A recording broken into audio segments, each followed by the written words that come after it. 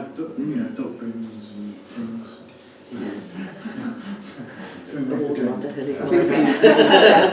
I think the important thing is if you accept this budget the way it is, then we can go ahead and Owen can import that budget into his calculations that will come up with the precept that we need to request for next year. That's it. I've got it here actually. I just wanted to talk to you about the toilet block. There again. You'll see that the toilet block has cost a lot more money this year. We've had a couple of call-outs. We've also had electricity bills which are out of this world. Now some of those have been reimbursed from the shop because obviously the shop has been the bigger user of electricity and they've been very good about paying us back. But even so, the amount that we use is still higher. And of course that figure there reflects what we actually paid out. So that includes the bit, that forecast there is what we paid out. The bit that the shop has paid us back has gone back into the income. So you've got to look at it in that way. Although we paid it out, we've got it back on in income from the shop. But yeah, the toilet block has been a bit of an expense this year actually, and continues to be, and then obviously the grant support there. Can I just comment on the loo again? Toilet block. It was only just that the figure there you'll see is actually lower than the budget for last year and considerably lower than the forecast, because obviously if we go ahead with the shop, the loos will be being shut, therefore Sedgwick won't be coming out to clean them, so there won't be the cost incurred with that. But won't there possibly be the cost of a portaloo to replace the loos when the loos are demolished? Good. Yeah. Yeah, that's a good point actually. Yeah, and there will be a cost there. We don't know what it is though. That's the trouble. Oh, going back to the cost of the cleaning as well is up on there, isn't it? Well, Toilet block cleaning. yeah. Yes. Speaking to a few people, obviously around the shop and that, like, if it was all built and that like once it's built, and the toilets and all, I've volunteered myself as well. If I'm working in the shop, clean the toilet blocks ourselves. If that could be implemented as well with the volunteers and stuff like that, that would save money. Jane, that could save money that way, look. Not everyone's No, in no. favour of that. I'm just saying. To be honest with you, I'm not sure. I'm not sure that we could even do that. Actually, Yeah. because it is a public facility. Yeah. I think we have to have certain public controls over it. I don't Don't know. insurance as well. I don't spend too much time thinking about toilet. It's just, If he's going to clean the toilet, it's just get rid of the dog. Say yes. Yeah, I don't think the role of the parish council it is to follow up on any projects that we want to do and to liaise with the contractors to, for instance, like getting the footpaths done and getting the yeah, that's what I'm saying, you're saving money. If they're willing to do that, that saves money off the budget of this place, doesn't it? Off the cleaning. If you're paying £500 a year or whatever for cleaners to come in, they're not doing it every day or whatever. That's what I'm trying to say. Yeah, but that's not your role to fulfil as a parish councillor. You need to tell us so that we can tell the contractor who's contracted to do it, to do that job properly, and if not, then we've got to get somebody else. But you are not expected to...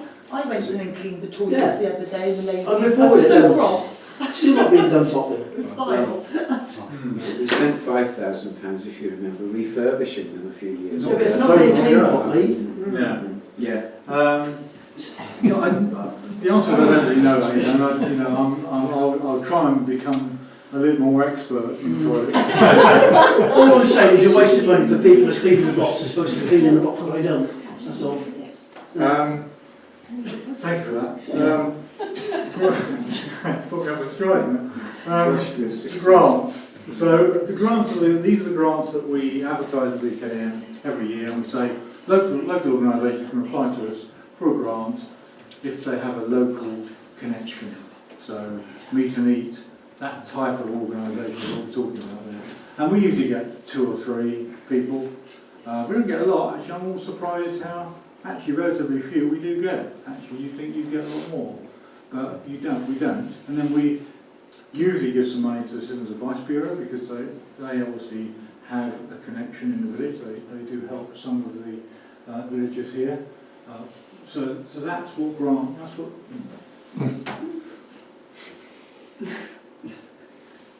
Hold on, I'm just going to plug in. No, So you're you're all right. You're all right. So that's basically the grant. Oh, it's gone back now, hasn't it? Great.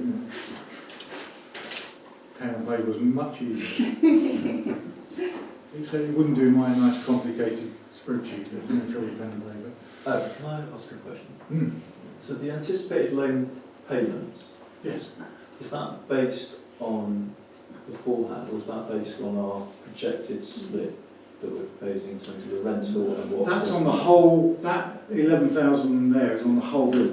That's on the whole loan of 160,000. Okay, so, okay, And obviously we're going to negotiate with the shop yeah. to pay us a lease each year, which will come off that. So that 11,203 is the total. The totality of it. Yes. Yeah, Okay. it is. Yeah, Thank you. yeah.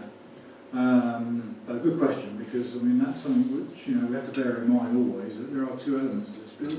It's not just a community shop; it's a toilet block as well. So if you look at this, the budget this year was 41,000. We're going to end up at 66,000, which is 25,000 over in total. Proposal is 50,000. But I'll come back to another, the next sheet, which is really more complicated actually. You've never seen a sheet like this before, have you? A lot of these figures are transferred across from the first sheet. So on here, you've got, these are pulled across the various categories, and that 45,000 you were seeing on the previous sheet under income. So total income forecast 45, forecast expenditure in these various 5 categories that we went through. So it comes to that. So total forecast expenditure is there. Melina's got a question. Sorry, Owen. In that Yeah, total income forecast, Years. does that include a rental amount from the shop? No. No. Okay. Because that's 22-23. That's the income that we've had this year. Oh, right, sorry. Yeah. No, but fair point. And that obviously we will get an income for next year if the shop starts maybe in April, May, June, July time. We're going to get an income from it, and that will set off some of the costs. Forecast reserves. That's where I anticipate, bearing in mind everything we've done here, that forecast reserve is 54,000. Less specific reserves. Now that's a bit. These are fixed reserves that we allocate that we can't touch really for general expenditure. So you can see from that we've got 44,000 of fixed reserves, which effectively leaves us with an operating finance of 9,677.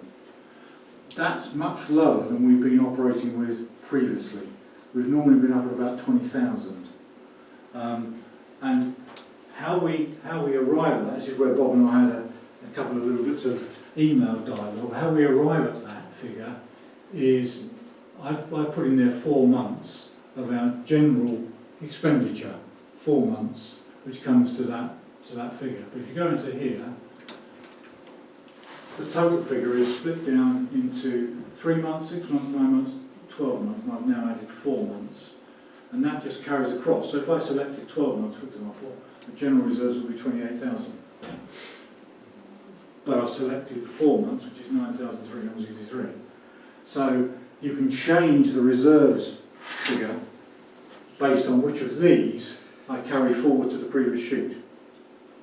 So if you said, right, okay, well, I don't think 9,000 is very good, I think we need more reserves than that, then of course that will immediately have an impact on the precept that you set for next year. Because we know what our expenditure is going to be, we've got a pretty fair idea. We know what our fixed reserves are, because we can't touch those. And the fixed reserves are maturity fund, election fund, SIL grant funding, and other grants, which is the play reserve. Okay, that's important. We've moved that play reserve figure from this year now into fixed reserves for next year. So that gives you the 44,334 fixed reserves. And if we go back then to the precept calculator, design this sheet. Let me just go back. Let's try and scroll down a minute.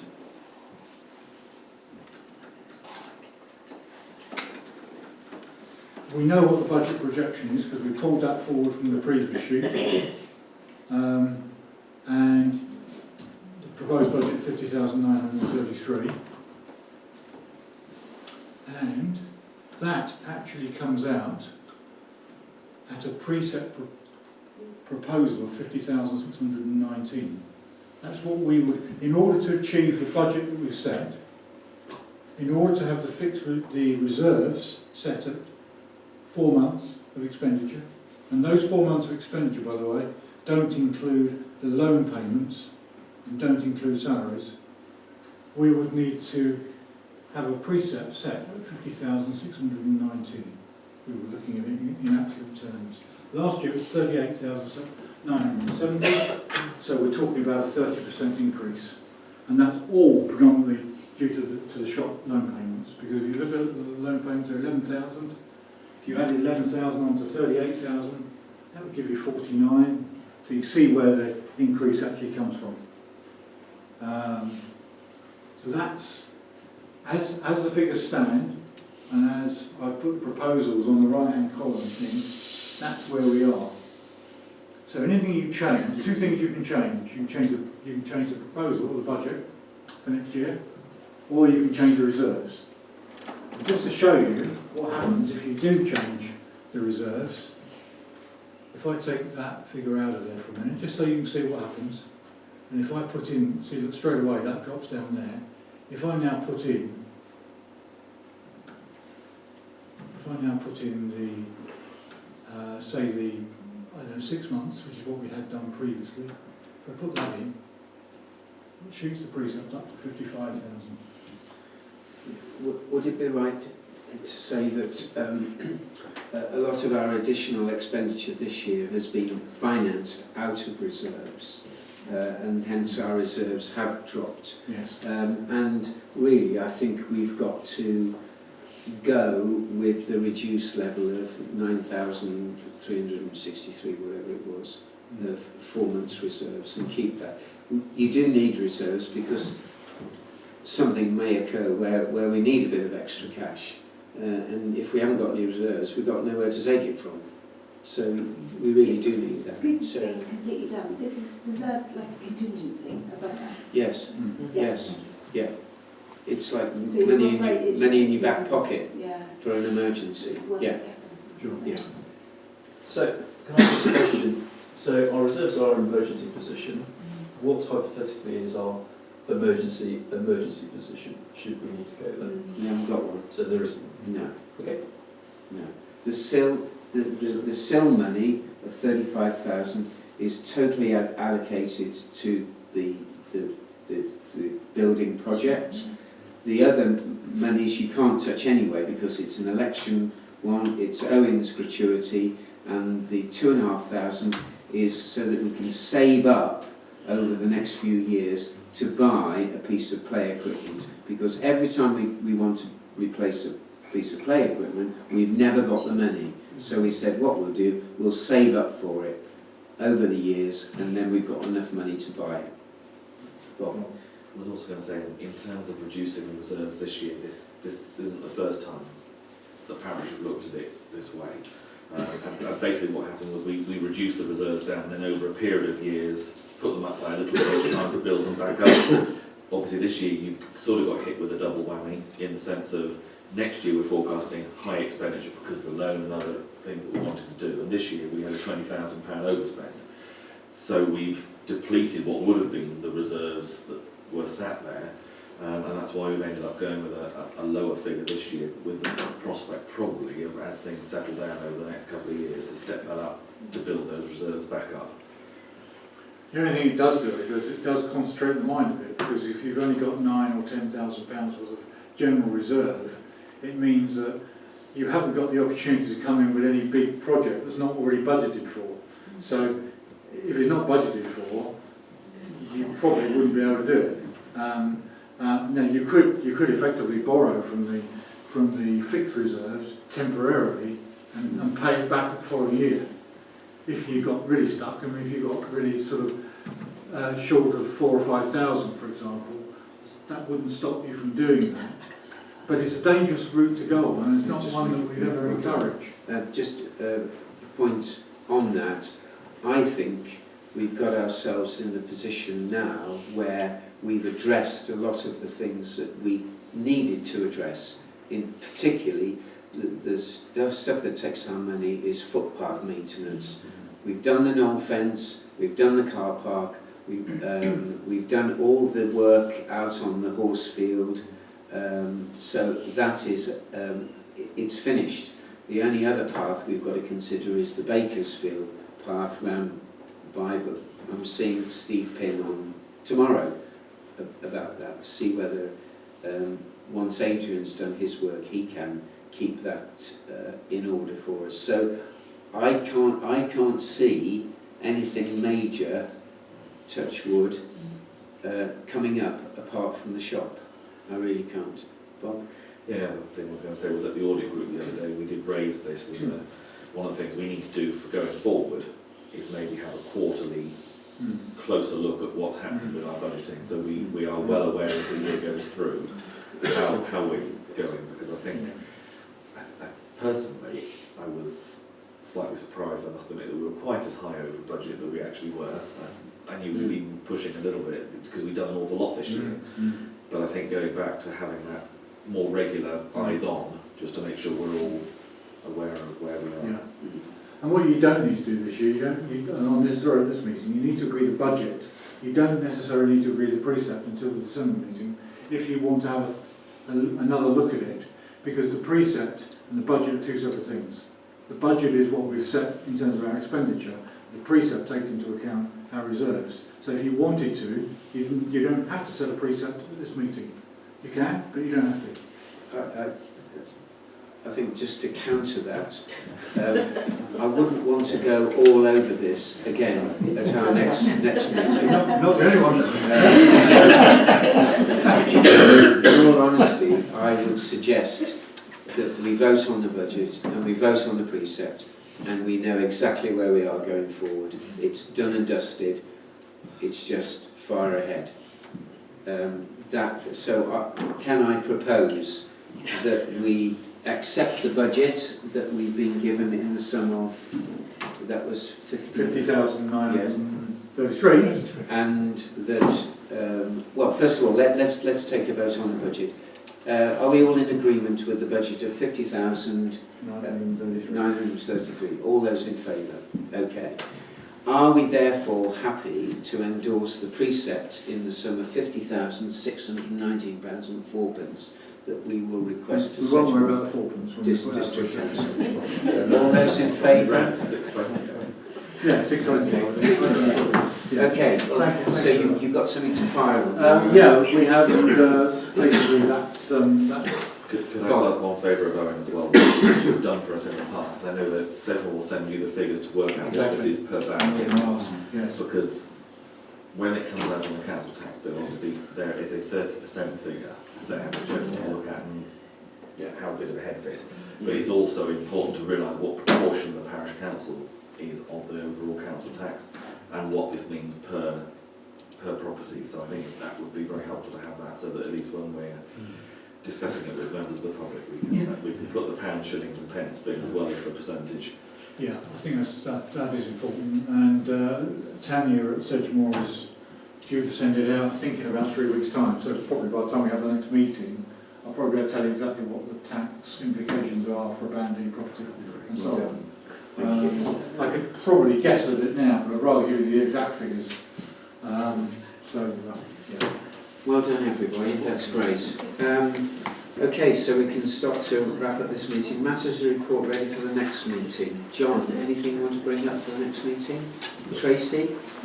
AD, Melina, Amanda, I think, Sarah, David.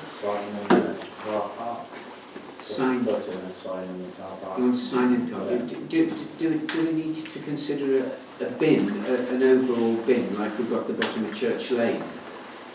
You know, that'll take waste and dog waste, and then That's a good idea. Yeah.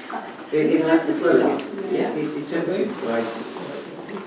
Sedgemoor empty that one, don't they? Yeah. At the bottom of The Church difference Lane. is if we pay for a bin, then we don't pay for collections. If we pay for a dog bin, we get to pay for collection. Right, so we just get a regular bin. We just get a regular bin, because like Church Lane, that's a regular bin. Put it on the agenda, okay, that's Yeah, fine. okay.